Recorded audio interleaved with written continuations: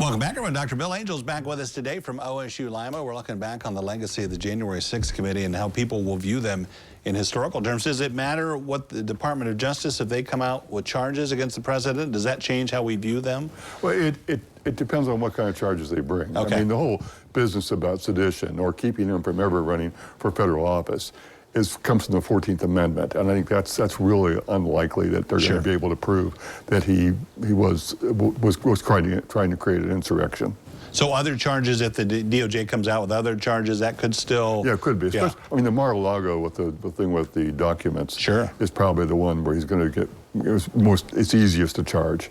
And I think that's where you find the fur is going to fly on that one. Somebody said that we get desensitized politically as news consumers because you think back to January 6th and how shocked everyone was watching their television sets. Oh my God, they're storming the Capitol. Can you believe what's going on? And then as time goes on, almost like a mass shooting where we want gun legislation immediately, and then as time goes on, we start to... Is that what happened there? Why are people not still... That's why the January 6th committee was so important. Right. Because we learned things from that we didn't know on January 6th or in the period thereafter. We didn't know about the coordination that was occurring between the White House and the extremist groups, the extremist white nationalist groups like the Proud Boys and the Oath Keepers. And so we didn't know a lot about that. But there was a real coordination going on. And we didn't know also about the ins and outs that was happening on the day in the White House, and Trump's basically silence for almost 3 hours. Yeah. And refusing to basically tell everybody to go home. But it does, no matter what happens with it, it does really highlight the sanctity of our democracy in the voting process, because we hear so many, even in the past elections, of the votes came in, but I don't buy that. It's kind of, we're on shaky ground when it comes to that a little bit. Well, the election deniers lost in the election last fall, and so I think that's where the January 6th committee was so important in terms. I mean, the slogan was "Democracy's on the ballot," and a lot of Americans decided, yeah, it is, and an astounding thing happened. We were talking about a red wave.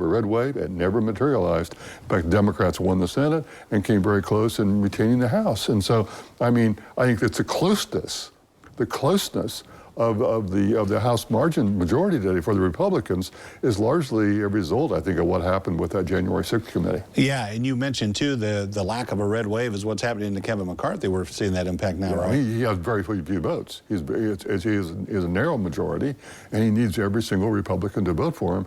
And right now, the factionalism within the party is coming out and creating some dysfunction within the GOP. Yeah, I was thinking about Matt Gaetz as one of those that's come out. He called McCarthy today a squatter in the House, the Speaker's office. He shouldn't be in there. Jordan has spoken out about this. What do you think about those?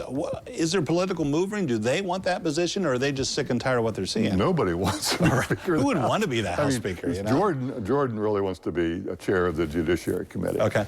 That's where he wants to end up. And so for his purposes, it's in his best interest that McCarthy win the speakership. That's why he gave that speech yesterday between the first and second ballots, swinging his support to McCarthy. But apparently it hasn't had any effect. I keep watching the political experts to see if they'll give their idea of what's going to happen. That's a tough call, because if you look in your crystal ball, what do you think is going to come out of all this? Oh boy, it's a tough one. It could be one of these, like, go 20 ballots. I mean, I wouldn't be surprised. I think it's the least likely scenario is that McCarthy reaches across the aisle and tries to get some Democrats to vote for him. I think that's not very likely to happen. Yeah, well, Nancy Pelosi said that they should still have the new members come in, their families are there.